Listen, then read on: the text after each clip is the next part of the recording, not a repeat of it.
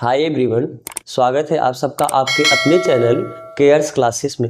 आज के इस लेक्चर में हम सब देखेंगे क्लास 11th का मैथ, जिसमें इसके जस्ट पहले वाले लेक्चर में हम सब प्रश्नावली 8.2 यानी अनुक्रम तथा श्रेणी, जिसमें हम लोग गुणोत्तर श्रेणी पढ़ रहे हैं, उसका क्वेश्चन नंबर 22 तक कंप्लीट कर चुके हैं। तो आज हम देखते हैं उसके आगे का क्वेश्चन, यानी क्वेश्चन नंबर 23। क्वेश्चन नंबर 23 में क्या है? यदि किसी गुणोत्तर श्रेणी का प्रथम तथा nवां पद क्रमशः a तथा b है। आपको दिया है, क्या दिया है कि गुणोत्तर श्रेणी है, उसका प्रथम पद a है और nवां पद क्या है, b है, एवं p क्या है, n पदों का गुणनफल, यानी पहला पद, दूसरा पद, तीसरा पद, ऐसे ऐसे n पदों तक का गुणनफल करोगे, इसको क्या बोला है, p। तो आपको सिद्ध करना है, सिद्ध करना है क्या, p square equal to a into B का पावर n। ठीक है, आपको ये सिद्ध करना। तो अच्छा, अगर ये पहला पद है a1 है और nवें पद को चलो आप मान लो, पहले इसमें माना जीपी का, यानी जो आपको ये जीपी दिया है, जिस जीपी का बात कर रहा है, उस जीपी का सार्व अनुपात कितना है, सार्व अनुपात r। तो इस हिसाब से पहले हम p का बात कर, क्योंकि p क्या है, a से n तक को, तो आप लिखना है तो पहले आप लिख सकते हो कि चूंकि a1 क्या होगा, a1 तो आपने माना है, दिया ही है a है, a2 लिखना होगा तो क्या लिखोगे, a इंटू आर, a3 लिखना होगा क्या लिखोगे, a r का स्क्वायर, और ऐसे ऐसे अगर आपको an लिखना होगा तो an को आप क्या लिख सकते हो, a nवां पद a इंटू आर का पावर n माइनस 1, और ये दिया है क्या, b। आपको ये a1 बराबर a है, ये भी दिया है, और इतना बराबर b है, ये भी आपको क्या किया है, दिया है। बात समझ में आ रहा है ना? चलो, तो अब हमको क्या, हम p को लेके चलते हैं, जब आपको p मिल जाएगा तो उसका स्क्वायर करके अपना काम करेंगे। तो चूंकि p है क्या, प्रोडक्ट है, कहां से कहां तक, a1 a2 a3 और ऐसे कहां तक, an तक, n पदों का गुणनफल। तो p बराबर क्या लिख सकते हो, a1 यानी a, a2 का मतलब क्या है, a इंटू आर, a3 का मतलब क्या है, a r स्क्वायर, ऐसे आगे a r का पावर 3 और चलता रहेगा an का मतलब a r का पावर n माइनस 1। क्लियर? अब ध्यान से देखो, तो p बराबर क्या आप ऐसा लिख सकते हो, a का गुणा कितनी बार होगा, यहां तक n बार होगा कि नहीं होगा, और ये a एक बार है, ये a दूसरी बार है, ये तीसरी बार है, ये चौथी बार है, ये आपका nवीं बार होगा, क्योंकि इसमें भी a आया है, पहले पद में भी, दूसरे पद में भी a आया है, और nवें पद में, तो a से n पदों तक a आया है, तो n बार a आएगा, यानी a इंटू a ये कितनी बार होगा, n बार। क्लियर है? अब यहां से देखो बचा क्या, r, यहां से क्या बचा, आर स्क्वेयर, यहां से क्या बचा, r का पावर 3, और ऐसे करते जाओगे, यहां पर क्या बचेगा, r का पावर n माइनस 1। तो p इक्वल टू क्या, हम इसे ऐसे लिख दे, जब एक ही नंबर का है, जब बेस सेम होता है तो पावर जुड़ जाता है कि नहीं जुड़ जाता है, तो इसका पावर 1 है, इसका पावर 1 है, इसका पावर 1 है, और जब पावर 1 को आप n बार जोड़ोगे तो n आ जाएगा, अरे 1 प्लस 1 प्लस 1 n बार जोड़ेगा, एक को आप 2 बार जोड़ोगे 2 आता है, एक को 3 बार जोड़ोगे 3 आता है, तो एक को n बार जोड़ोगे तो n ही आएगा, यानी इसको हम लिख सकते हैं a का पावर कितना, n। और इसे क्या लिख सकते हैं, यहां पर भी देखो क्या बेस सेम दिख रहा है कि नहीं दिख रहा है, तो अगर बेस सेम दिख रहा है तो पावर जुड़ जाएगा, यानी यहाँ का पावर 1, यहाँ का पावर 2, यहाँ का पावर 3, और ऐसे करते करते आपको कहां तक जाना है, n माइनस 1 तक जाना है। तो आप इसको जोड़ने के लिए क्या करोगे, क्या ये आपका एक समांतर श्रेणी है, 1 2 3, एक इसमें जुड़ा, एक जुड़ा, एक जुड़ा, एक जुड़ा, तो ये समांतर श्रेणी है। तो समांतर श्रेणी के n पदों का योगफल निकालने का आप फार्मूला जानते हो कि नहीं जानते हो? तो एक काम करो, पहले हम इसे मान लेते हैं समीकरण नंबर 1, पहले हम ये ऊपर वाला जो घात है इसको जोड़ के कर लेते हैं ना। तो चूंकि या माना ये जो 1 + 2 है, इसको हम क्या मान लेते हैं, s, एक नंबर दे देना s क्या है, 1 + 2 + 3, और ये कहां तक जाएगा, n - 1 तक जाएगा। तो किसी भी समांतर श्रेणी के n पदों का योगफल जो होता है वो क्या होता है, क्योंकि आपको समांतर श्रेणी के लिए आप यहाँ पर लिख सकते हो जो कि एक समांतर श्रेणी है, जो कि एक समांतर श्रेणी यानी एपी है। तो अगर ये एपी है तो n पदों का योगफल का formula n/2 2a plus n-1 into D, ये होता है। और एक फार्मूला आप ये भी जानते हो n/2 a प्लस l, यानी पहला पद प्लस अंतिम पद, तो वही लगा दे क्या, वो ज्यादा सही आपके लिए हो जाएगा। तो चलो n पदों का योगफल क्या होता है, n/2 इंटू ए प्लस एल, यानी पहला पद प्लस अंतिम पद। तो यहां से आप बताओ क्या लिख सकते हो, Sn बराबर, Sn का मतलब यही है पूरा ना, इसी को हम S का देते हैं या S बराबर, चलो तो S बराबर क्या हो जाएगा n/2, n की जगह n क्या होता है, पदों की संख्या। तो 1 से लेके n-1 तक कितने पद होंगे, अरे पहला पद, ये दूसरा पद, ये तीसरा पद, ये n-1 यानी n-nवां पद। तो यहाँ से यहाँ तक कुल n-1 ही पद होंगे। तो यहाँ n है, यहाँ पर हम क्या लिख सकते हैं n-1 अपान 2 इंटू a यानी पहला पद, पहला पद आपका क्या है 1, और l क्या होता है लास्ट टर्म आपका क्या है n-1। तो क्या प्लस 1 -1 कैंसिल हो जाएगा, तो Sn यानी जो S यहाँ से यहाँ तक का जो योगफल है जिसको आपने S माना है, तो S कितना हो जाएगा, यहाँ पर बचा n, यहाँ पर बचा n-1 और अपान 2। बात समझ में आ रहा है ना। तो ये है क्या S, यही तो है। तो ये वैल्यू ले जाके उसमें रख दें। अगर आपको लिखना है तो आप लिख सकते हो this implies 1 + 2 + 3 plus dot dot dot n-1, यहाँ तक जोड़ोगे तो ये आएगा n इंटू n-1 अपान 2। ठीक है, तो ये वैल्यू ले जाके आप कहाँ रख दो, समीकरण 1 में। तो समीकरण 1 से आप क्या बोल सकते हो, समीकरण 1 से जो p है ये किसके बराबर आ जाएगा, p = a⁴n r का पावर इतना, इतना यानी इतने को हम लिख सकते हैं कितना, इतना n इंटू n-1 अपान 2। ये तो आपको p का वैल्यू मिला, लेकिन हमें चाहिए क्या, p²। अरे भाई हमें सिद्ध क्या करना है, p² बराबर ना। तो चलो अगर हमको p² चाहिए तो दोनों पक्षों का हम क्या कर देते हैं, वर्ग। तो जब दोनों पक्षों का वर्ग करोगे यानी p² हो जाएगा। तो p² बराबर कितना आया, a का पावर n r का पावर n इंटू n-1 अपान 2। इसका भी तो वर्ग करना पड़ेगा, इधर का वर्ग करोगे तो इधर का भी तो वर्ग करोगे। p बराबर इतना ही था, हमने दोनों साइड का वर्ग कर दिया, तो इधर का वर्ग करेंगे p² आ जाएगा और इधर का वर्ग करेंगे इतना आ जाएगा। तो यहाँ से आपको क्या मिला, p² बराबर, अब ध्यान से देखो इसका वर्ग करने का मतलब क्या है, इसका भी वर्ग होगा और इसका भी वर्ग होगा, यानी a की पावर n का भी वर्ग होगा और r का पावर n इंटू n-1 अपान 2 है, इसका भी वर्ग होगा।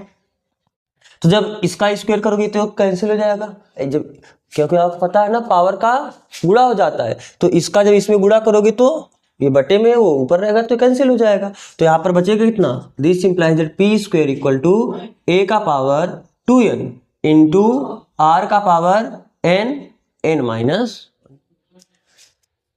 कर सकते हो कि नहीं, ऐसा कर सकते हो। अब ध्यान से देखो, हम इसे ऐसा लिख दे क्या, दिस इंप्लाइज, क्योंकि हमको ये सिद्ध करना है कि a इंटू बी का पावर n होगा। b यानी b है क्या, an, ये नवा पद, और nवां पद का मतलब a r का पावर n-1। तो क्या हम इसे ऐसा लिख दें, p² बराबर, देखो ये साहब, इसे हम a² का पावर n लिख सकते हैं, a का पावर 2n का मतलब a² का पावर, क्योंकि इन दोनों का गुणा होकर 2n ही तो हो जाएगा। और इसे हम क्या लिख सकते हैं, r का पावर n-1 का पावर n, इन दोनों का भी तो गुणा होकर n इंटू n-1 ही तो हो जाएगा। हमें ऐसा इसलिए किया क्योंकि हमको देखो पूरे का पावर n चाहिए, तो इसका भी पावर n अलग कर लिए, इसका भी पावर n अलग कर लिए, तो पूरे का पावर n लिख सकते हैं। यानी हम इसी को दिस इंप्लाइज p² बराबर क्या लिख सकते हैं, a² इंटू r का पावर n-1 इस पूरे का पावर n। ठीक है, और अब इसे हम थोड़ा देखो कैसे लिखते हैं, a को वैसे लिखते हैं और इस a² में 2 a है ना, तो a को अलग रखते हैं और a को इसके साथ बैलेंस करते हैं, a इंटू r का पावर n-1 का पावर n, ऐसा लिख सकते हैं। और ये यही तो आपका है nवां पद an, और यही आपका क्या है, nवां पद को आपने क्या बोला है b। तो यहाँ से आपको क्या मिला, a इंटू इतने को हम क्या b लिख सकते हैं, नहीं लिख सकते हैं। अरे आपने यही तो माना है ना, यहाँ पर देखो एनवा पद ही आपका बी है और एनवा पद को ए आर का पावर एन माइनस वन लिख सकते हो, तो जो ए आर का पावर एन माइनस वन है उसको मैंने क्या लिख दिया बी और इसका पावर क्या हुआ एन। तो इस प्रकार से आपका प्रूफ हुआ B square equal to A B का पावर एन।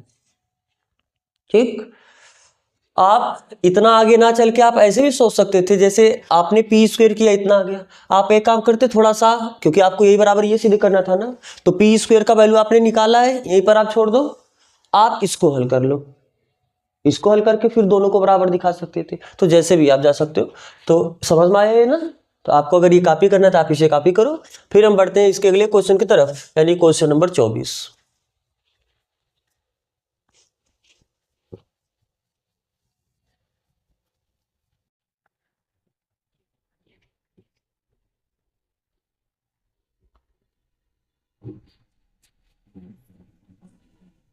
क्या बोला है क्वेश्चन नंबर 24 में? दिखाइए कि एक गुणोत्तर श्रेणी के प्रथम n पदों का योगफल तथा n+1वें पद से 2nवें पद तक के पदों का योगफल का अनुपात 1/r का पावर n है। कोई एक गुणोत्तर श्रेणी मान लेते हैं कि माना गुणोत्तर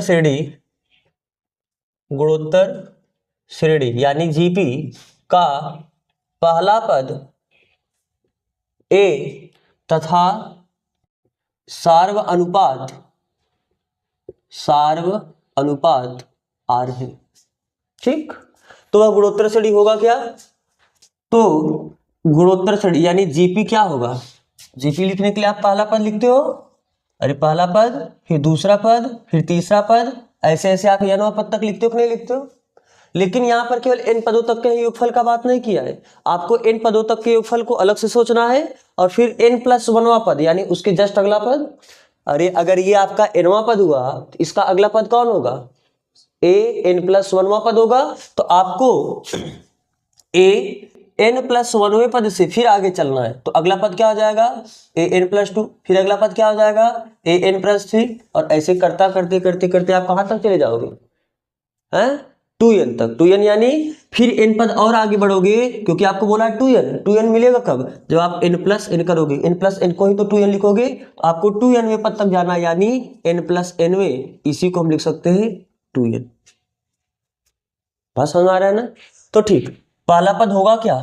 पहला पद को आप a मानोगे, दूसरा पद ar हो जाएगा, तीसरा पद ar² और nवां पद ar का पावर n-1। तो an+1 पद एक और, क्योंकि आपको क्या पता है कि जीपी बनाने के लिए r का गुणा करते जाते हो, तो r का अब इसमें गुणा कर दोगे तो इसका अगला पद मिल जाएगा, तो इसमें एक और r का गुणा करोगे यानी ar का पावर n-1 में एक r का और गुणा कर दो, कितना हो जाएगा? देखो बेस सेम है तो पावर जुड़ जाएगा, n-1 में 1 जोड़ो कितना आ जाएगा? n। तो यानी ये कितना आ जाएगा? ar का पावर n। फिर अगले में एक और r का गुणा करोगे, एक और r का गुणा करोगे, r का पावर n+1, फिर ये क्या हो जाएगा? ar का पावर n+2, और जो आपका 2nवां पद होगा वो कितना हो जाएगा? a इंटू r, क्योंकि आपको पता भी है, वैसे भी आप कर सकते हो, किसी भी जीपी के nवां पद का फार्मूला क्या होता है? a इंटू r का पावर n-1। तो अगर आपको 2nवां पद चाहिए तो हम इसे लिख सकते हैं a r का पावर n की जगह क्या आ जाएगा? 2n। n क्या होता है? जौन सा पद चाहिए, तो आपको 2nवां पद चाहिए तो n की जगह हम 2n रख सकते हैं, तो 2n-1। तो इसको आप लिख सकते हो a इंटू r का पावर 2n-1। बात समझ में आ रहा है ना?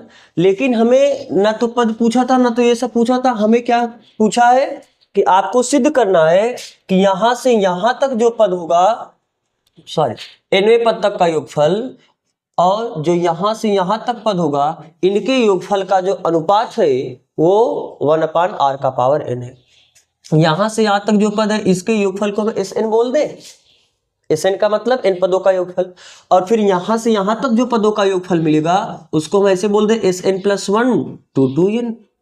आपको यही बोला है ना, किसी जीपी के n पदों का योगफल तथा n पदों के योगफल का n+1 पदों से 2nवें पद तक के योगफल का अनुपात। तो यहां से यहां तक के पदों का योगफल करना है और यहां से यहां तक के पदों का योगफल करना।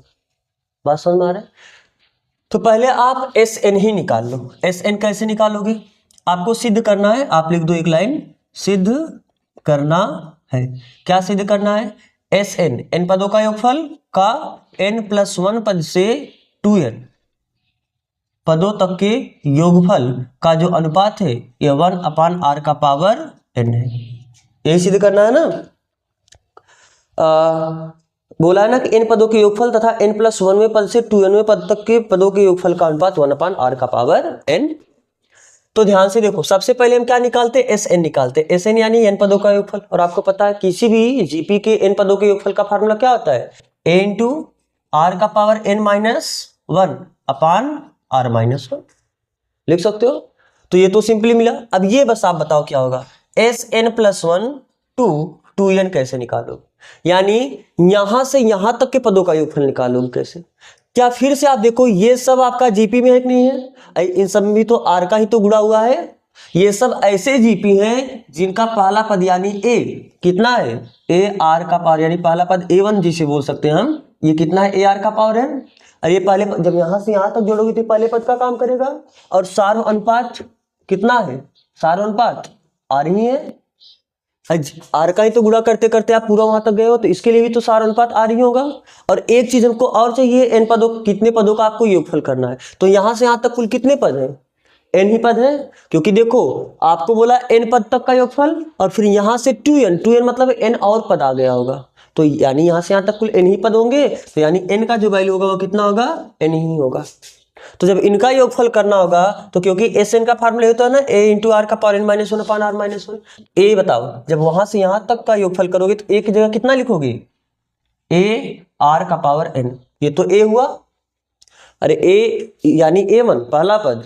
यहां पर जब हम ए लिखते हैं तो इस बात का मतलब क्या होता है, पहला पद। तो पहला पद क्या है, लिखे वहां पर ए आर का पावर n। तो यहां पर एक जगह ए आर का पावर n लिख सकते हैं, इंटू आर का पावर n, आर तो आर ही है, और इसका पावर n-1/r तो आर ही है।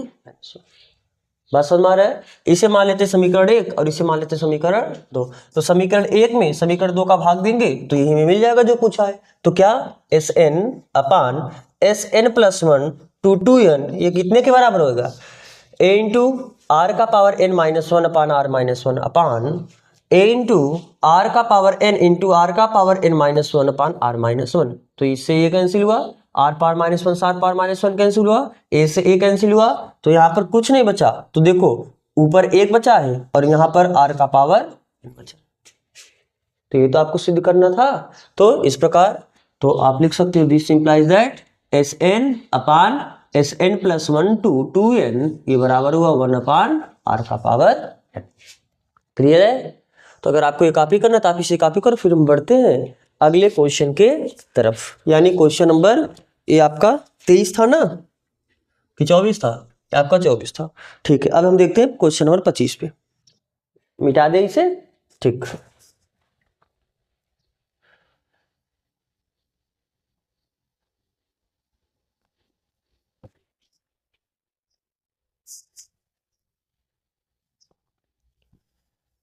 क्वेश्चन नंबर 25, इसमें क्या बोला है, यदि ए बी सी डी गुणोत्तर श्रेणी में है, ये दोनों क्या है, ए बी सी डी गुणोत्तर से आपको दिया है कि ए बी सी डी ये क्या बना रहे हैं, जीपी बना रहे हैं। ठीक, तो दिखाइए कि A square plus B square plus C square into B square plus C square plus D square ये बराबर होगा A B plus B C plus C D का स्क्वायर। अब ध्यान से देखो, ए बी सी डी क्या है, जीपी में है। तो जीपी में मान लेते हैं आपका पहला पद होगा, दूसरा पद होगा, तीसरा पद होगा और ये चौथा पद होगा। बात समझ में आ रहा है ना। तो अगर ये आपका पहला पद होगा तो ध्यान से बताओ, हम यहां से क्या ए को केवल ए वैसे रहने दें, और मान लेते हैं कि जिस भी जीपी के होंगे उसका सार अनुपात कितना है, आर है। तो अगर ये दूसरा पद होगा तो बी को क्या हम ए इंटू आर दूसरे पद को ऐसा लिख सकते हैं कि नहीं लिख सकते हैं। और अगर ये सी तीसरा पद होगा तो तीसरे पद को क्या आप ए आर स्क्वायर लिखते हो कि नहीं लिखते हो। और अगर ये चौथा पद होगा तो आप इसको ए आर का पावर 3 लिख सकते हो। ये बात समझ में आ रहा है नहीं समझ आ रहा है। इसमें क्या है कि आपको दिया ए बी सी डी ये क्या है, जीपी में। अगर ये जीपी में होगे तो मान लेते हैं कि आप जरूर नहीं कि आप इसे पहला पद मान लो, किसी भी जीपी का ये पांचवा पद हो सकता है, फिर छठा होगा, ये सातवां होगा, आठवां होगा, क्रम से मान सकते हो। तो अपने सरलता के लिए मान लेते हैं कि उस किसी भी जीपी का ये पहला पद है, ये दूसरा पद है, ये तीसरा पद है और ये चौथा पद है। तो अगर ये पहला पद है तो पहले पद को ए लिखते हो, दूसरे पद का ए में आर का गुणा कर दोगे दूसरा पद हो जाएगा, यानी दूसरे पद बी को आप ए इंटू आर लिख सकते हो। फिर इसमें आर का गुणा करोगे तीसरा पद आएगा, यानी इसको ए आर स्क्वायर लिख सकते हो। फिर इसमें आर का गुणा करोगे चौथा पद यानी डी आ जाएगा। बात समझ आ रहा है? ऐसा लिख सकते हैं। तो चलो अब हम LHS को उठाते हैं, यानी इसे उठाते हैं। तो अब आप ये पूरा लिख के चलो लिख ही देते हैं, A square plus B square plus C square into B square plus C square plus D square बराबर कितना हो जाएगा? ए स्क्वायर ए की जगह तो ए ही है तो ए ही स्क्वायर हुआ, प्लस बी की जगह क्या है ए आर का स्क्वायर होगा, प्लस सी की जगह क्या हो जाएगा ए आर स्क्वायर का स्क्वायर हो जाएगा। ये तो आपका ये ब्रैकेट हुआ। अब ये ब्रैकेट को कैसे लिखोगे? बी स्क्वायर, बी यानी ए आर का स्क्वायर प्लस सी स्क्वायर यानी ए आर स्क्वायर का स्क्वायर प्लस डी स्क्वायर यानी ए आर का पावर 3 का स्क्वायर। बोलो क्लियर है ना? अब ध्यान से देखो, हम इसे कैसे लिख सकते हैं? A square plus A square R square plus A square R का पावर 4 लिख सकते हैं। और इधर बताओ क्या लिख सकते हैं? A square R square plus A square R का power 4 plus A square R का पावर 6 लिख सकते हैं ऐसा? बिल्कुल। अब बताओ यहां पर ए स्क्वायर आपको कॉमन दिख रहा था, हमें ए स्क्वायर कॉमन ले लिया क्या इस कोष्टक से भी कुछ कॉमन दिख रहा है? इस कोष्टक से भी ए स्क्वायर कॉमन दिख रहा है, तो ठीक है ए स्क्वायर और कॉमन लो। और कुछ कॉमन दिख रहा है इधर? इधर तो आर भी कॉमन दिख रहा है। अरे आर स्क्वायर, आर का पावर 4 आर का पावर 6, आर स्क्वायर कॉमन ले सकते हो तो आर स्क्वायर भी कॉमन लो। तो यहाँ पर क्या बचा? ए स्क्वायर आपने कॉमन लिया है, ये पहले कोष्टक से ए स्क्वायर कॉमन लिया है, तो ए स्क्वायर कॉमन लिया तो यहाँ पर 1 बचा। यहाँ पर ए स्क्वायर कॉमन लिया तो आर स्क्वायर बचा। यहाँ पर ए स्क्वायर कॉमन लिया तो आर का पावर 4 बचा। ठीक है? फिर ये जो ए स्क्वायर है दूसरे कोष्टक से कॉमन लियो तो यहाँ पर, और आर स्क्वायर भी कॉमन लियो, ए स्क्वायर आर स्क्वायर पूरा दूसरे कोष्टक से कॉमन लियो, तो यहाँ पर कितना बचा? 1 बचा। ए स्क्वायर कॉमन है तो खत्म, आर स्क्वायर बचा और आर का पावर यहाँ पर क्योंकि 2 कॉमन लियो पावर 6 है तो पावर 4 बचा। तो बोलो हाँ ठीक। तो क्या ये फिर से वही चीज आ गई? तो इसको आप लिख सकते हो, इसे कैसे लिख सकते हो? ए स्क्वायर ए का पावर 4 और यहाँ पर आपका आर स्क्वायर है ही, और क्या हम इसे लिख सकते हैं? 1 plus R square plus R का पावर 4 का स्क्वायर। अरे देखो उतना ही इनता उतना यानी उतने का स्क्वायर। क्लियर है? ये आपने LHS को हल किया। अब थोड़ा आप RHS को हल कर लो, इतना ला सकते हो। कैसे? RHS लेके चलो, क्या हो जाएगा? RHS आपका क्या है? AB plus BC plus CD का स्क्वायर। तो A को कितना लिखते हो? A। B को क्या लिखते हो? A into R plus B को क्या लिखते हो? A इंटू आर और C को क्या लिखते हो? A R square plus C को क्या लिखते हो? ए आर स्क्वायर इंटू इसे क्या लिखते हो? ए आर का पावर 3 और इस पूरी का क्या करना है? स्क्वायर। क्लियर है? चलो थोड़ा इसे सॉल्व करो। इसका इसमें मल्टीप्लाई करोगे ए स्क्वायर आर आ जाएगा। बोलो इसका इसमें मल्टीप्लाई करोगे ए स्क्वायर आर का पावर 3 आ जाएगा। इसका इसमें मल्टीप्लाई करोगे ए स्क्वायर आर का पावर 5 और इस पूरे का क्या करना है? स्क्वायर। क्या आपको इस कोष्ठक के अंदर से फिर से ए स्क्वायर दिखा कॉमन? बोलो। और आर का पावर 3 आर का पावर 5, तो एक आर भी कॉमन ले सकते हो, एक आर हमने कॉमन लिया, तब यहाँ पर क्या बचा? 1 बचा।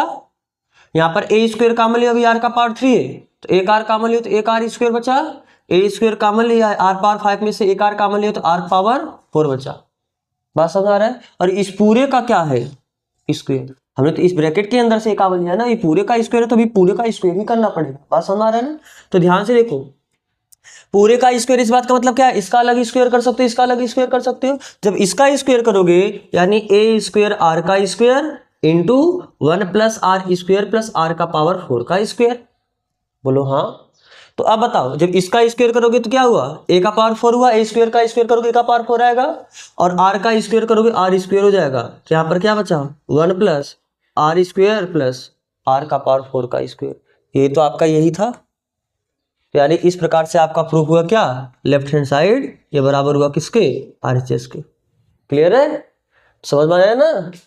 क्या हुआ? दिक्कत नहीं है किसी को? तो अगर आपको ये कॉपी करना था आप पहले इसे कॉपी करो, फिर हम बढ़ते हैं अगले क्वेश्चन की तरफ, यानी क्वेश्चन नंबर 26। मिटा दे, चलो।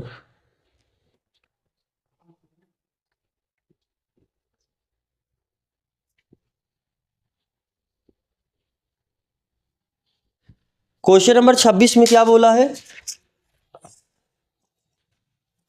क्वेश्चन नंबर 26 कह रहा है कि ऐसी दो संख्याएं ज्ञात कीजिए जिनको 3 तथा 81 के बीच में रखने पर प्राप्त अनुक्रम गुणोत्तर श्रेणी में बन जाए। आपको ऐसी दो संख्या बताना, मान लेते हैं कि वैसे एक संख्या ए होगा, एक संख्या बी होगा, जिसे किसके बीच में रखना है? 3 और 81। तो अगर जब 3 और 81 के बीच में दो संख्या को रखोगे, पहली संख्या ए हो गया, दूसरी संख्या मान लो क्या हो गया? बी हो गया। तो कह रहा है कि ए और बी का मान हम क्या ले कि ताकि यह क्या हो जाए? गुणोत्तर श्रेणी में हो जाए। तो इसे आप दो तरीके से कर सकते हो। सीधी सी बात, पहले ध्यान से देखो, क्या अगर ये गुणोत्तर श्रेणी में बना तो आपका पहला पद हुआ, दूसरा पद हुआ, तीसरा पद हुआ, चौथा पद हुआ? बोलो। तो अगर ये पहला पद हुआ यानी ए का वैल्यू कितना हुआ? A1 लिख देते हैं इसे। एक काम करो, एक को हम पहला पद लिखते हैं तो इसको ऐसे थोड़ा किसी दूसरी लेटर से दर्शा दो, मान लो इसको C लिख दो और इसको आप D लिख दो ना। तो अब बताओ, ए आपका ये पहला पद होता है तो ए बराबर कितना हुआ, और ये आपका कौन सा पद हुआ? चौथा पद, यानी A4 बराबर कितना हुआ? 81। अगर ये गुणोत्तर श्रेणी में है, हमको पहला पद पता चला है, अगर केवल सार अनुपात पता चल जाए तो आपका काम बन जाएगा। सार अनुपात यानी कितने का गुणा करना है। तो अगर जैसे मान लो सार अनुपात 10 आ गया, एग्जाम्पल क्यों माने, अगर मान लो सार अनुपात 10 आ गया, पता चल गया, तो 10 का गुणा करोगे मिल जाएगा, फिर 10 गुणा करोगे मिल जाएगा। बात समझ आ रहा है ना? आपको अब क्या पता करना है? सार्व अनुपात यानी आर। तो माना इसका जो सार अनुपात है वो क्या है? अच्छा आप लिख दो पूरा, माना सार्व अनुपात आर। तो अगर सार अनुपात आर है तो पहला पद ये है, तो ये nवां पद है। तो आपको पता है फार्मूला क्या? nवें पद का an बराबर a इंटू आर का पावर n-1। तो an यानी अगर हम n बराबर 4 रखेंगे तो आपको a4 बराबर क्या लिखोगे? a इंटू आर का पावर 4-1 यानी 3। और a4 का वैल्यू कितना दिया है? 81। a का वैल्यू कितना है? 3 इंटू आर का पावर 3। तो 3 से काटोगे 27, 3 81 हुआ बराबर आर का पावर 3। और 27 को क्या 3 का पावर 3 लिख सकते हो? नहीं, 3 3 9 27, तो आर का पावर 3। तो यहाँ से आप तुलना करोगे, पावर सेम है तो बेस भी सेम होगा, यानी आर का वैल्यू कितना मिला आपको? 3। तो सारा अनुपात मिल गया। तो सी आपका है क्या? सी आपका क्या है? दूसरा पद, और डी आपका क्या है? तीसरा पद। तो दूसरा पद का फार्मूला, क्योंकि दूसरे पद को a इंटू आर ही तो लिखोगे, दूसरा पद यानी a इंटू आर, और दूसरा पद आप निकालो कैसे? और दूसरे पद को आप माने क्या हो? सी। तो बराबर ए का वैल्यू पहला पद 3 और आर यानी सार अनुपात 3, तो सी बराबर कितना आया? 9। और डी का वैल्यू निकालना, डी आपका क्या है? तीसरा पद, यानी चूंकि तीसरा पद को आप क्या लिखोगे? ए आर स्क्वायर। तो तीसरे पद को आपने क्या माना है साहब? डी। ये बराबर हुआ ए का वैल्यू कितना है? 3 आर स्क्वायर, आर का वैल्यू कितना है? 3 का स्क्वायर, तो 3 3 9 27, तो डी बराबर कितना आपको मिला? 27। तो आपको इस तरीके से सी और डी का वैल्यू मिला। बात समझ आ रहा है ना?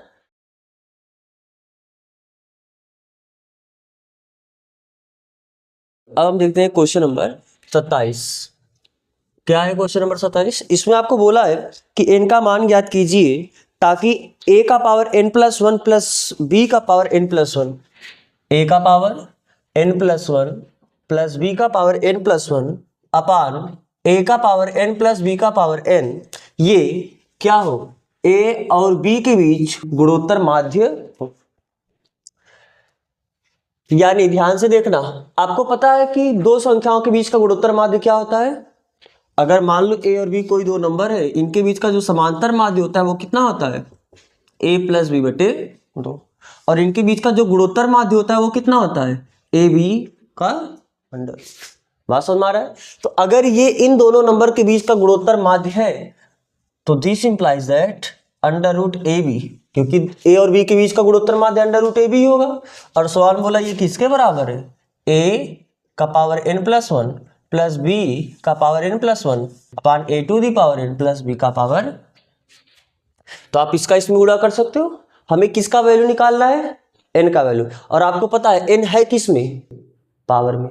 n आपको जहां कहाँ दिख रहा है? पावर में ही दिख रहा है। और पावर n का वैल्यू कैसे निकालोगे? आप ऐसा इक्वेशन बना दो जिसमें बेस सेम हो जाए और पावर का फिर आप तुलना करके वहां से n का वैल्यू आप बता सकते हो। तो एक तरीका आप इसका इसमें सीधा गुणा कर दो, या फिर रूट हो, आपके लिए थोड़ा दिक्कत करेगा। तो अगर रूट दिक्कत करेगा, काम करो दोनों साइड का स्क्वायर कर दो, रूट हटा भी देके, तो क्या कर दो यहीं पर थोड़ा सरल हो जाएगा, दोनों पक्षों का क्या करने पर वर्ग, दोनों पक्षों का वर्ग करने पर, तो करो दोनों पक्षों का वर्ग, अंडर रूट का वर्ग, क्योंकि जब इस साइड का स्क्वायर का रूट हट जाएगा केवल बचेगा कितना ए बी।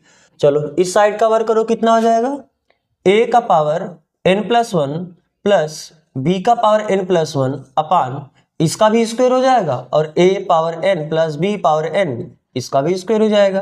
तो थोड़ा इसे आपको सॉल्व करना पड़ेगा। क्या यहाँ पर a प्लस बी का होल स्क्वायर लगा सकते हो, नहीं लगा सकते हो? a प्लस बी का होल स्क्वायर क्या होता है, a का स्क्वायर प्लस बी का स्क्वायर प्लस 2ab, यानी a का स्क्वायर यानी a का पावर n+1 का स्क्वायर प्लस बी का स्क्वायर यानी b का पावर n+1 का स्क्वायर प्लस 2ab यानी 2a to the power n+1 into B का पावर n+1 अपॉन इसका स्क्वायर a के पावर n का स्क्वायर प्लस बी के पावर n का स्क्वायर प्लस 2a यानी a का पावर n इंटू बी का पावर n। इसे अगर और हम थोड़ा सरल करके लिखना चाहें तो क्या a इसको हम लिख सकते हैं कितना, आपको पता है पावर का पावर मल्टीप्लाई हो जाता है, तो जब इसका इसमें गुणा करोगे यानी n+1 में किसका गुणा करोगे 2 का, तो क्या हम इसे लिख सकते हैं 2n+2, जब गुणा करोगे ना भैया 2n और 2 प्लस इसको हम ऐसे भी तो लिख सकते हैं b का पावर ये भी 2n+2 हो जाएगा प्लस 2 a का पावर n+1 इंटू बी का पावर n+1 अपान ये कितना हो जाएगा a का पावर 2n, जब इसका मल्टीप्लाई करोगे तो पावर का पावर में मल्टीप्लाई हो जाएगा, और ये कितना हो जाएगा b का पावर 2n प्लस ये कितना हो जाएगा 2 a का पावर n और b का पावर n, और ये किसके बराबर है a b के। तो अब इसका गुणा इधर कर सकते हो ना, तो चलो हम इधर करते हैं इसका गुणा। तो जब इसका गुणा इसमें करोगे, क्योंकि अब इसका गुणा तीनों के साथ होगा, जब इसका गुणा इसमें करोगे तो कितना हुआ a का पावर, अब ध्यान से देखना यहाँ पर, जब इसका गुणा आप इसमें करोगे तो a का पावर 1 रहेगा और यहाँ पर a का पावर 2n है, तो क्या इन दोनों से a का पावर 2n+1 मिला कि नहीं मिला, तो a का पावर 2n+1, क्योंकि जब बेस सेम होता है तो पावर क्या होता है जुड़ जाता है, और अभी एक b तो बचा ही है, बचा है। चलो ठीक है, अब इसका गुणा इसमें करो कितना आ जाएगा प्लस, यहाँ पर देखो b का पावर 1 है, b का पावर 2n है, और a वैसे रहेगा यानी a b का पावर 2n+1, क्लियर है। और जब इसका इसमें गुणा करो कितना आ जाएगा प्लस 2 a का पावर n है, a का पावर 1 है, तो a का पावर n+1 होगा, तो a का पावर n+1, और सेम वैसे b का पावर भी n+1 होगा कि नहीं होगा, और इस साइड आपका क्या बचा है ये बराबर a का पावर 2n+2 प्लस b का पावर कितना 2n+2 प्लस 2 a का पावर n+1 और b का पावर n+1, क्या ये दोनों कैंसिल हो जाएगा, देखो एक ही तो है ना बराबर के पोजीशन, तो इधर बचा कितना a का power 2n+1 b plus a b का पावर 2n+1 बराबर a का पावर 2n+2 प्लस b का पावर 2n+2। अब क्योंकि हमको यहाँ पर n का वैल्यू निकालना, और n का वैल्यू तभी निकलेगा जब कुछ ऐसा आप एक इक्वेशन बना पाओ जिसमें आप दोनों साइड का तुलना कर पाओ, मतलब बेस सेम हो जाए तो पावर का तुलना करो, क्योंकि n किस में है पावर में है, तो वहां से तुलना करोगे तभी तो निकल पाएगा। अब देखो इधर आपका केवल a है, इधर आपका केवल b है, अलग अलग है, और इसमें दोनों a b, इस पद में भी a और b है, इस पद में a और b है, तो ऐसे काम नहीं बनेगा। एक काम करो ध्यान से देखो, वैसे ऐसा कर सकते हैं a का पावर 2n+1 इंटू बी, एक को इधर लाते यानी a का पावर 2n+2 को इधर लाते, बाकी फिर कितना हो जाएगा b का पावर 2n+2, और ये इधर जाके कितना जाएगा माइनस a b का पावर 2n+1, कर सकते हैं ऐसा। ऐसा करने में क्या हुआ, एक a और b वाला पद इसमें और एक अकेला a वाला पद इसमें है, और इसमें एक अकेला b वाला पद है और इसमें साथ वाला पद है, तो दोनों कुछ सिमेट्रिक दिखा। सिमेट्रिक दिखने का मतलब, अब देखो इसमें आप कुछ कॉमन ले सकते हो, यहाँ पर देखो a का पावर 2n+1 है और यहाँ पर a का पावर 2n+2 है, यानी एक a और ज्यादा है, ये बात समझ में आ रहा है ना, यहाँ पर 2n+1 है, यहाँ पर पावर 2n+2 है, यानी इससे एक ज्यादा है, a का पावर नहीं है, तो यानी ये a का पावर 2n+1 आप कॉमन ले सकते हो। तो अगर a का पावर 2n+1 यहाँ पे कॉमन लोगे तो यहाँ पर कितना बचेगा, इतना तो पूरा कॉमन लिया है ना, तो बचेगा केवल माइनस। यहाँ पर a के पावर 2n प्लस 2 में से a के पावर 2n प्लस 1 कॉमन लोगे तो एक a भी बचा रहेगा। बात समझ में आ रहा है ना कैसे? अगर नहीं समझ में आ रहा है, कॉमन लेने का मतलब भाग देना होता है। तो अगर a का पावर 2n प्लस 2 में से आप a का पावर 2n प्लस 1 कॉमन लोगे, कॉमन लेने का मतलब भाग देना, और जब भाग देते हो तो ऐसे ही भाग दोगे। जब बेस सेम होता है तो पावर घट जाता है कि नहीं घट जाता है? तो जब 2n में से 2n घटेगा कैंसिल हो जाएगा, और 2 में से 1 घटे केवल 1 बचेगा, तो a का पावर 1 यानी केवल a बचेगा। ऐसे भी आप समझ सकते हो। और दूसरा तरीका भी है समझने के लिए, कैसे? a का पावर 2n प्लस 1 लिख सकते हो कि नहीं? इसे 2n प्लस 2 को हम 1 प्लस 1 लिख सकते हो नहीं लिख सकते हो? तो जब इसका मतलब क्या है, a का power 2n plus 1 into a का पावर 1। अरे पावर कब जुड़ता है? जब बेस सेम होगा और गुणा होगा तभी तो पावर जुड़ेगा। तो वैसा करके गुणा अलग अलग कर सकते हैं, ये जोड़ने के बाद यही आएगा और ये आएगा, मतलब यही आएगा। तो जब इतना कॉमन लोगे के लिए a का पावर 1 ही तो बचेगा, यानी a ही तो बचेगा ना। ठीक है, बराबर। इस साइड देखो, यहाँ पर b का पावर 2n प्लस 2 है, यहाँ पर b का पावर 2n प्लस 1 है। तो क्या हम b का पावर 2n प्लस 1 कॉमन ले? तो यहाँ पर 2n प्लस 2 है, तो जब प्लस 1 कॉमन ले तो भी एक 1 बचा, यानी b का पावर 1 बचा है। b का पावर यानी केवल b भी बोल सकते हो। और माइनस आपने इस पूरे को कॉमन लिया तो यहाँ पर कितना बचा है? तो b माइनस से तो कैंसिल हो जाएगा। बोलो, दोनों साइड है। तो यहाँ पर बचा कितना? a का पावर 2n प्लस 1 ये बराबर होगा b का पावर 2n प्लस 1। तो क्या हम ऐसा लिख सकते हैं? क्योंकि अभी आप तुलना नहीं कर सकते हो, यहाँ पर a का पावर है, वहां पर b का पावर। ठीक है, यहाँ पर दोनों का पावर सेम है, तो यानी बेस आप a बराबर b बोलोगे ऐसा। तो इसलिए हम क्या करते हैं, n का वैल्यू निकालना है, तो क्या इसे ऐसे लिख दें, a का पावर 2n प्लस 1 अपान b का पावर 2n प्लस 1, ये कितने बराबर हो जाएगा? 1 के। बोलो, क्यों 1 के बराबर हुआ? समझ में आ रहा है? नहीं समझ में आ रही है चीज है? 1 क्यों लिखी? क्योंकि ये गुणा है। अरे इसमें कुछ नहीं तो भैया मल्टीप्लाई 1 कर सकते हो, और जब ये भट्टी मिला है तो ये एक ही बचा ना। ठीक है, अब क्या आप इसे देखो, ये भी a का पावर 2n प्लस 1 है, ये b का पावर 2n प्लस 1 है। क्या इसका मतलब ये a अपान b का पावर 2n प्लस 1 है क्या? ठीक। और क्या हम इसे ऐसा लिख दें, a अपान b का पावर 0, क्योंकि किसी का भी पावर 0 करोगे तो कितना होगा? 1 ही होगा। किसी भी नंबर का पावर 0 करोगे 1 होगा। अब देखो, क्या दोनों साइड आपका बेस सेम हो गया? अब पावर का तुलना कर सकते हो नहीं कर सकते हो? तो यहां से आप क्या लिख सकते हो, 2n प्लस 1 ये किसके बराबर होगा? 0 के। यहां से आप क्या बोल सकते हो, 2n ये किसके बराबर होगा? -1 के। और यहां से आप क्या बोल सकते हो, n बराबर -1/2। समझ में आ रहा है बात ना? तो क्या ये क्वेश्चन समझ में आया है? ठीक है, थोड़ा सा आपको ये यहाँ पर अरेंज करना बस था। तो चलो, अगर आपको ये कॉपी करना है तो आप इसे कॉपी करो, फिर हम बढ़ते हैं अगले क्वेश्चन की तरफ।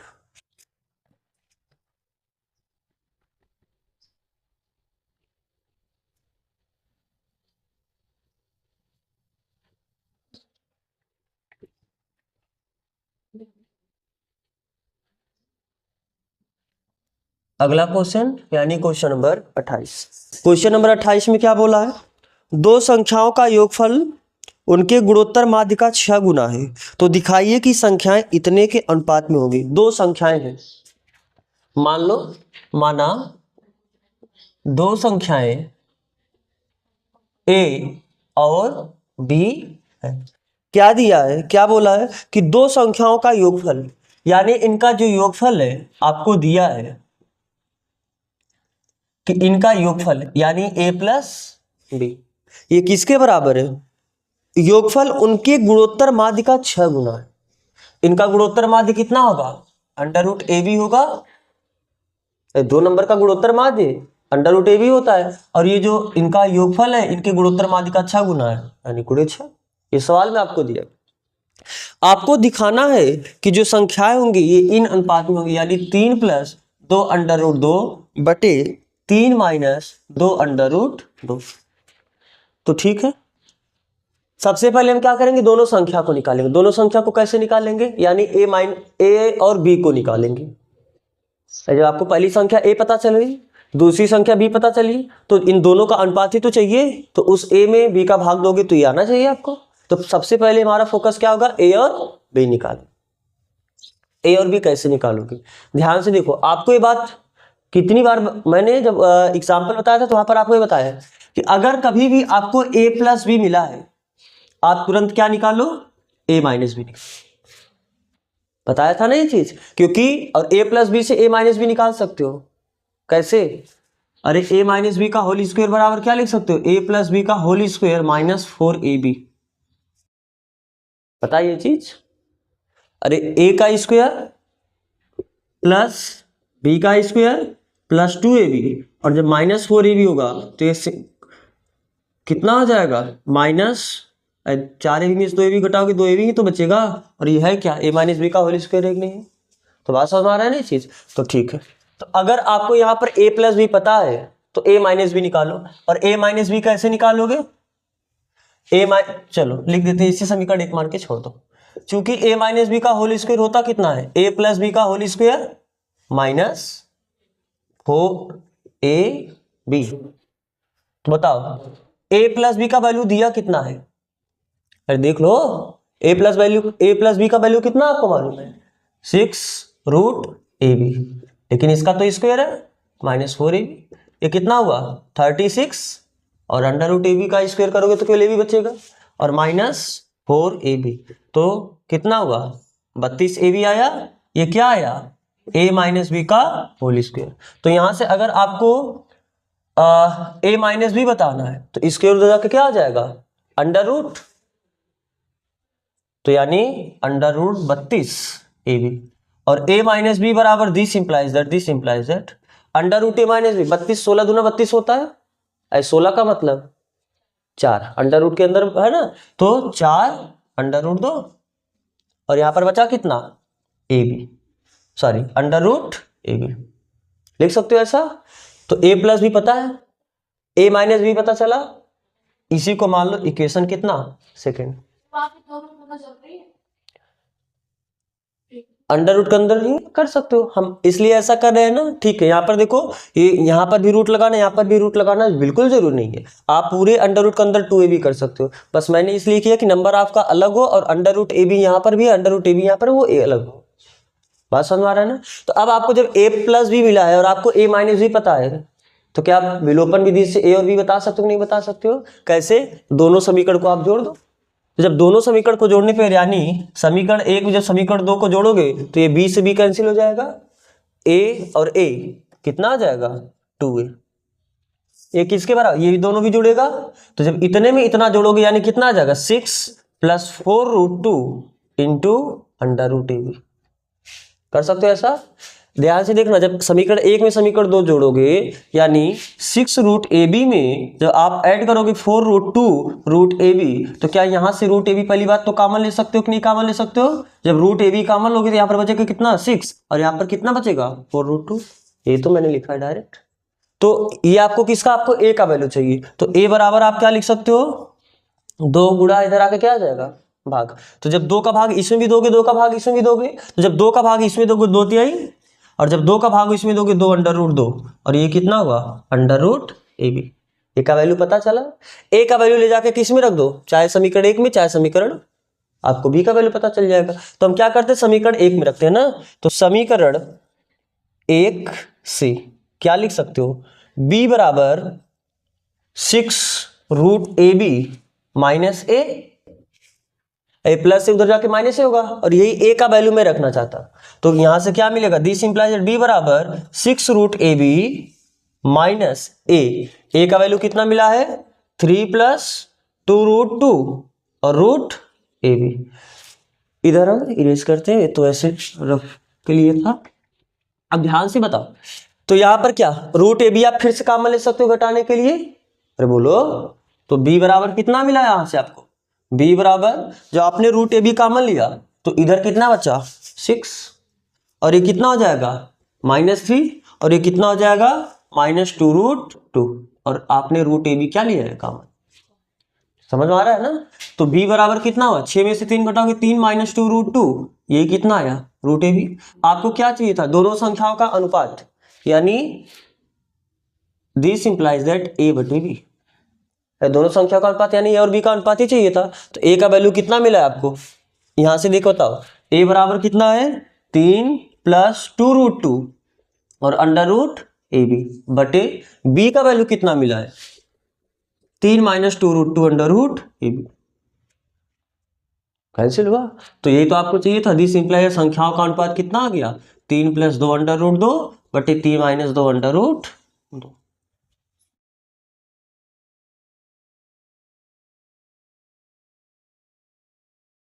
अगले क्वेश्चन यानी क्वेश्चन नंबर 29 पे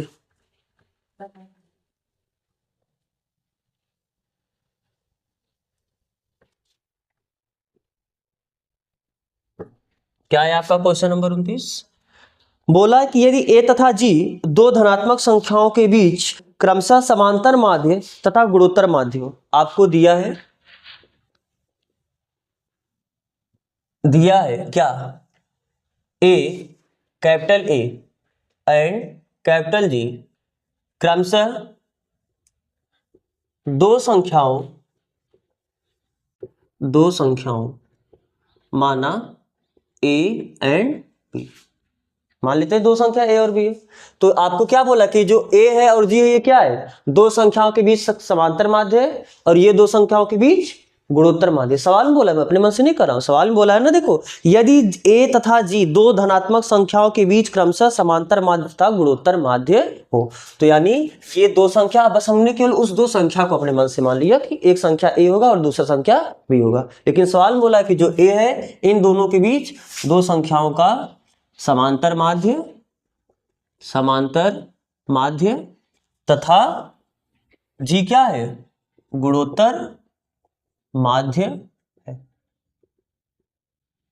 ठीक है, इस बात का मतलब क्या हुआ, अगर a इन दोनों संख्याओं के बीच का समांतर माध्य है तो आप क्या लिख सकते हो a + b बटे 2 ये बराबर होगा a के और अंडर रूट ए बी ये बराबर होगा g के।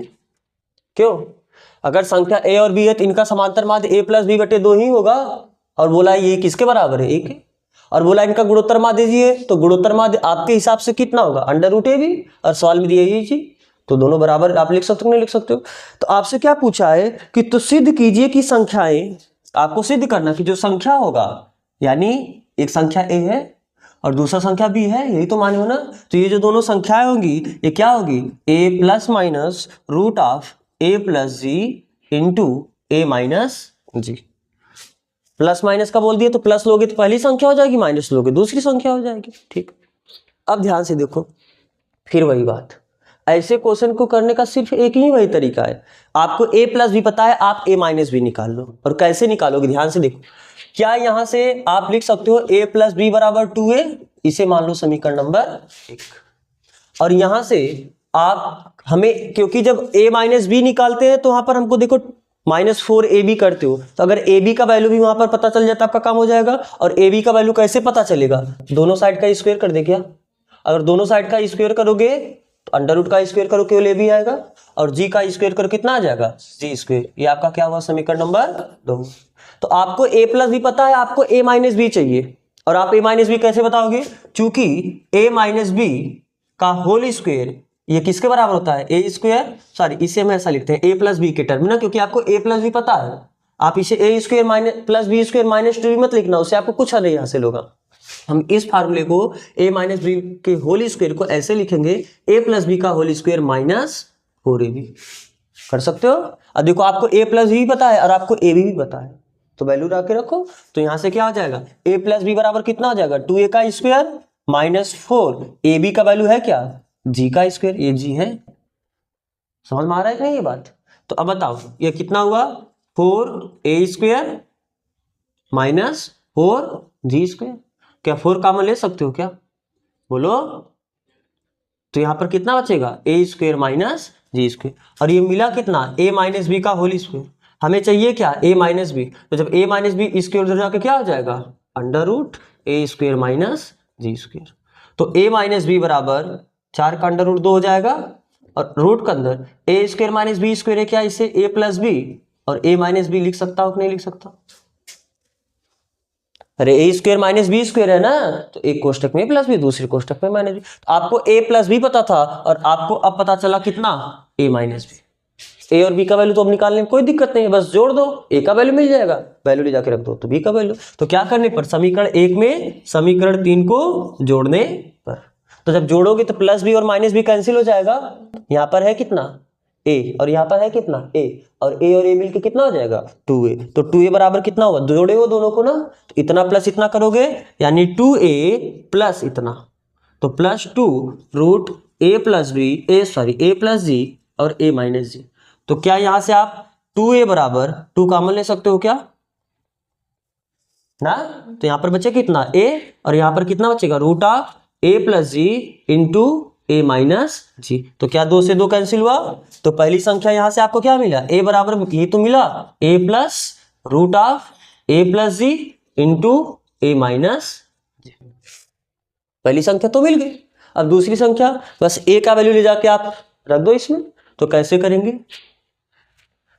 a का मान सॉरी स्मॉल a का मान ना, स्मॉल a का मान कहां रखने पर, समीकरण 1 में रखने पर। तो रखो स्मॉल a का वैल्यू कितना है a plus root of a plus G into a minus G plus b, ये बराबर कितना है 2a। तो हमें b का वैल्यू निकालना है, तो जो पूरा प्लस है उधर जाके क्या आ जाएगा माइनस।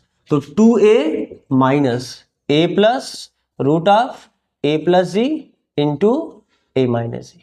तो b बराबर कितना होगा 2a माइनस a करोगे तो केवल a मिलेगा, और फिर ये भी तो माइनस होगा minus root of a plus G into a minus. तो देखो पहली संख्या जो आया था a प्लस इतना आया था और दूसरी संख्या a माइनस इतना आया था, यानी दोनों संख्या प्लस माइनस करके बोल सकते हो कि नहीं बोल सकते हो। तो अतः दोनों अभिष्ट संख्याएं क्या होगी a plus minus root of a plus G और a माइनस जी। समझ आ रहा है ना, क्लियर है। तो अगर आपको एक आप सरल था, देखो ऐसे क्वेश्चन में जब भी आपको एक गुणोत्तर माध्य और समांतर माध्य दोनों आ जाए, यानी a प्लस बी और अंडर रूट ए बी या ए बी आए, तो आपको यही स्टेप फॉलो करना है। आप a प्लस बी पता करे हो, आप कैसे जाके a माइनस बी पता कर लो। देखो तीनों क्वेश्चन में मैंने एक ही आंसर लगाया। अगर आप सबको ये कॉपी करना तो आप इसे कॉपी करो। फिर हम बढ़ते हैं अगले क्वेश्चन तरफ, यानी क्वेश्चन नंबर 30। तो चलो अब हम देखते हैं अगला क्वेश्चन, यानी क्वेश्चन नंबर 30। क्या है क्वेश्चन नंबर 30, किसी कल्चर में बैक्टीरिया की संख्या प्रत्येक घंटे पश्चात दोगुनी हो जाती है। सही है, बैक्टीरिया मान लो बढ़ रहा है इस तरीके से, और हर घंटे बाद उनकी संख्या कितनी हो जा रही है दोगुनी। जैसे अगर अभी इस टाइम 10 है, अगले घंटे 20 हो जाएगा, फिर अगले घंटे 20 दूना 40, हर दोगुना बढ़ता जा रहा है ना, फिर अगले घंटे 80, फिर अगले घंटे 160, इस तरीके से। यदि प्रारंभ में उसमें 30 बैक्टीरिया उपस्थित थे, तो बैक्टीरिया की संख्या दूसरे, चौथे तथा 90वें घंटे के बाद क्या होगा। तो आपको बोला है कि प्रारंभ में बैक्टीरिया की संख्या कितनी है 30। प्रारंभ में बैक्टीरिया की संख्या कितनी है, बैक्टीरिया की संख्या बराबर 30। तो कह रहा किसी कल्चर में बैक्टीरिया की संख्या प्रत्येक घंटे पश्चात दोगुनी हो जाती है। क्योंकि बैक्टीरिया की संख्या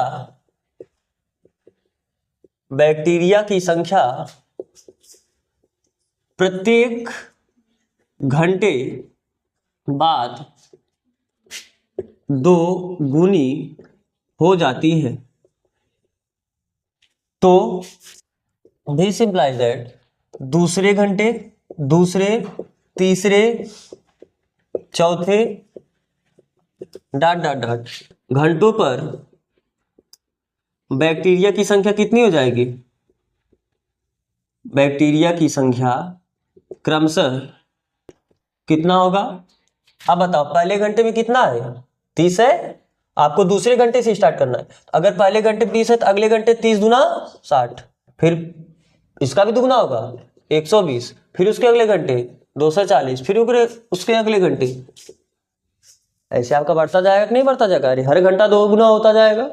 तो फिर इसमें क्या बोला है, तो बैक्टीरिया की संख्या दूसरे, चौथे तथा 90वें घंटे के बाद बताइए। ये तो दूसरे घंटे का आपने वैसे बता दिया, तीसरे के चौथे घंटे को हो गया। तो क्या ये जीपी बनेगा कि नहीं जीपी बनेगा, बोलो। तो लेकिन पहला ये पद होगा, हमने यहाँ पे दूसरा, तीसरा, चौथा ये पद लिखा है। तो अगर ये एक जीपी बन रहा है तो इसके लिए पहला पद कितना हो जाएगा 30, सार अनुपात कितना हो जाएगा 2। सार अनुपात क्या होता है, कितना गुना होते जा रहा है। या दूसरे पद में आप पहले पद का भाग दो 60 में 30 का भाग दो तो ही आएगा। तो मान लेते हैं कि पहले घंटे में, फिर दूसरे घंटे, तीसरे घंटे, ऐसे होगा 90 घंटे बताना बैक्टीरिया की संख्या। तो दिस इंप्लाइज दैट 90 घंटे में बैक्टीरिया की संख्या, इसको हम an बोल दे। क्या nवां पद जो आएगा वही 90 घंटे में बैक्टीरिया की संख्या होगी। तो nवां पद का फार्मूला होता क्या है, a इंटू आर का पावर n-1।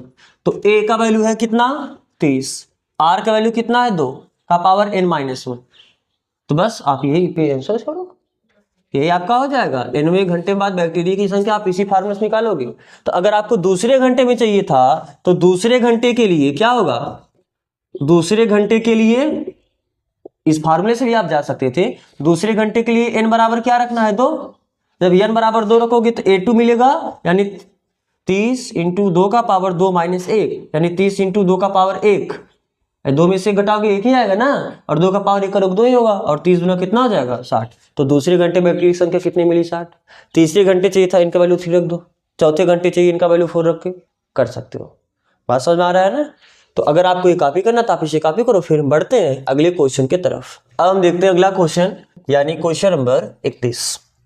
क्या बोला है क्वेश्चन नंबर 31 में, 500 रुपए धनराशि 10% वार्षिक चक्रवृद्धि ब्याज पर 10 वर्षों बाद क्या हो जाएगी ज्ञात कीजिए। कोई एक धनराशि है, कितने रुपए का, 500 रुपए का।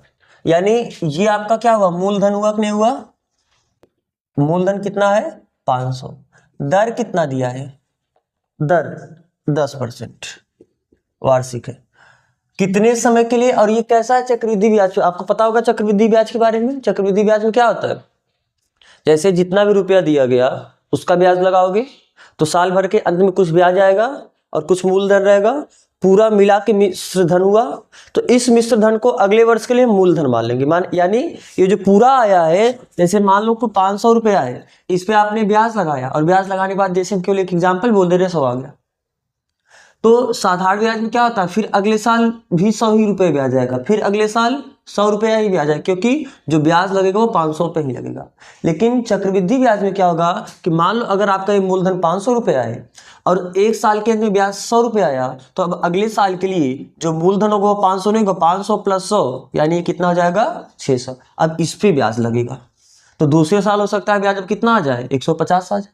तो फिर अब तीसरे साल जब ब्याज लगेगा तो इस 600 पे नहीं लगेगा, इन दोनों को जोड़ के यानी 750 पे अब ब्याज लगेगा। तब अगले साल हो सकता है ब्याज कितना आ जाए 225, ऐसा कुछ करके आ जाए। केवल एक एग्जाम्पल नहीं है, एग्जैक्ट करने पे ऐसा ही जरूरी नहीं समझाने के लिए। तो चक्रवृद्धि ब्याज का मतलब क्या है, जो पूरा मिश्र धन आता है, मिश्र धन यानी साधारण जो ब्याज आया है और जो मूलधन है, मूलधन और ब्याज को मिला के जो आपका अमाउंट बनेगा उस पे ब्याज लगेगा।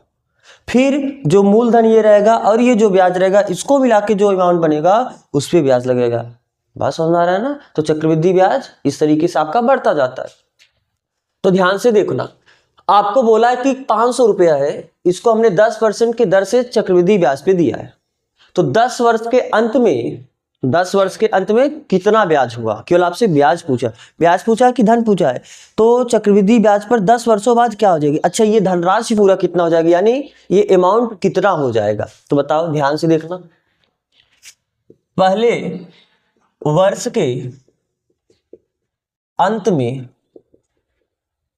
के अंत में धनराशि कितना हो जाएगा, धनराशि आपसे पूछा ना कि ये जो 500 है कितना हो जाएगा 10 वर्ष के बाद। पहले वर्ष पे निकालते हैं, फिर दूसरे वर्ष के अंत में देखते हैं, फिर तीसरे, फिर हमें एक पैटर्न मिल जाएगा, उसी पैटर्न के हिसाब से हम 10 वर्षों का निकाल लेंगे।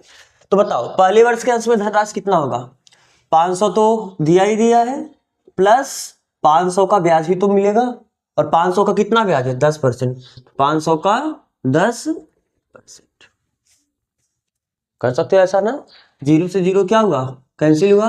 तो एक काम करो, अगर आप इसमें से 500 कॉमन लोगे तो 500 कॉमन लोगे, यहाँ पर कितना बचा 1, और यहाँ पर कितना बचा 1/10। ये कितना हुआ 500, ये 1 में 10 का भाग दोगे 10.1 आ जाएगा, 1 में 10.1 जोड़ो कितना आ जाएगा 1.1। आप ये गुणा कर दोगे, जो भी हो सकता है वही आपका आंसर। यानी अब बताओ दूसरे वर्ष के अंत में ब्याज कितना आ जाएगा? दूसरे वर्ष के अंत में धनराशि कितनी हो जाएगी? अंत में धनराशि कितनी होगी? अब ध्यान से देखो, जब दूसरे वर्ष के अंत में जाओगे तो मूलधन किस पे ब्याज लगाओगे आप? इस 500 पे ब्याज लगाओगे, कितने पे ब्याज लगाओगे? इतने पे ब्याज लगाओगे। जो पूरा धनराशि आया पहले वर्ष के अंत में उसको आप मूलधन मानते हो, उस पे आगे ब्याज लगाओगे। यानी दूसरे वर्ष के अंत में आपका मूलधन होगा, यानी 500 इंटू 1.1 ही तो रहेगा ही रहेगा, प्लस इतने का, और रेट वही चलना है 10%, यानी 500 गुणे 1.1 का 10%। बात समझ आ रहा है ना? तो ये फिर 0 से 0 क्या होगा? कैंसिल। तो 500 गुणे 1.1 यहाँ पर भी है तो कॉमन ले सकते हो क्या? 500 गुणे 1.1 कॉमन लोगे तो यहाँ पर कितना बचेगा? ये पूरा इतना कॉमन लियो तो इधर पूरा 1 बच ले, यहाँ पर इतना पूरा कॉमन लियो तो कितना बचा? प्लस। ये बताओ 1/10 बचा की वाली हुई, 1/10 यानी 0.1। तो 0.1 का मतलब 500 1.1 गुणे फिर से 1.1 आ गया। बात समझ में आ रहा है? तो क्या पैटर्न दिखा? इसमें 500 गुणे 1.1 है, इसमें 1.1 का गुणा और हुआ, तीसरे वर्ष के अंत में 1.1 का गुणा और हो जाएगा, चौथे वर्ष के अंत में ऐसे। तो क्या ये जीपी बन रहा है कि नहीं बन रहा है? अरे एक ही नंबर का गुणा हो रहा है तो ये जीपी बन रहा है ना। तो चूंकि इस तरीके से जब पैटर्न इस तरह प्राप्त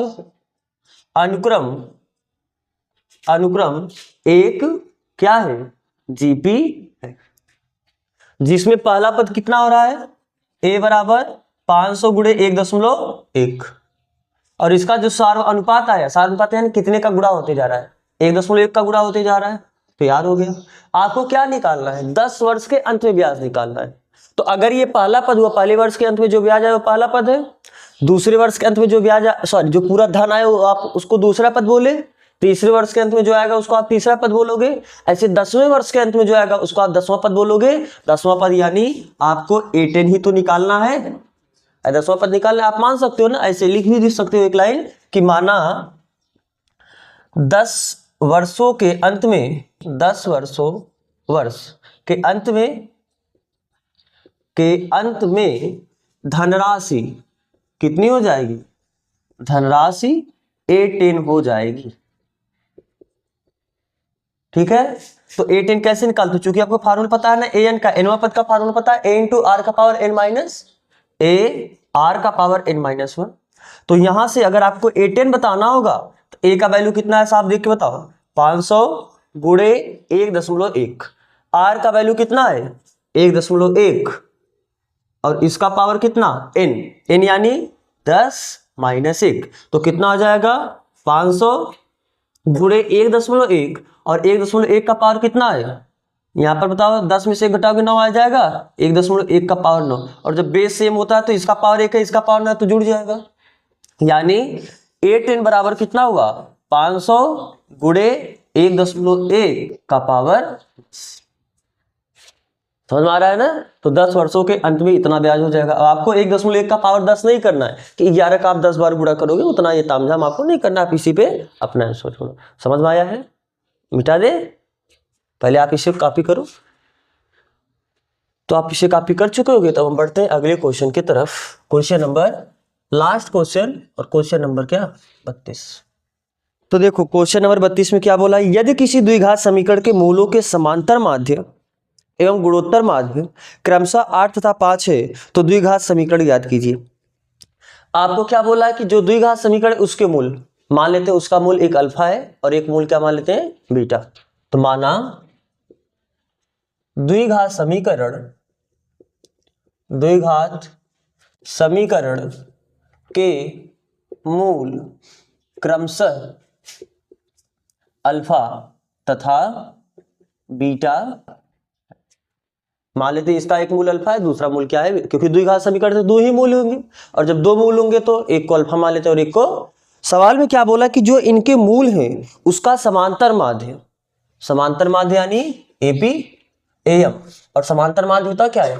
जिस 2 नंबर का समांतर माध्य लिखना उन दोनों को जोड़ के आप क्या कर देते बटे 2। तो ये कितना दिया है? 8। और इनका गुणोत्तर माध्य यानी GM, और गुणोत्तर माध्य क्या होता है? अंडर रूट उन दोनों का गुणनफल यानी अल्फा बीटा।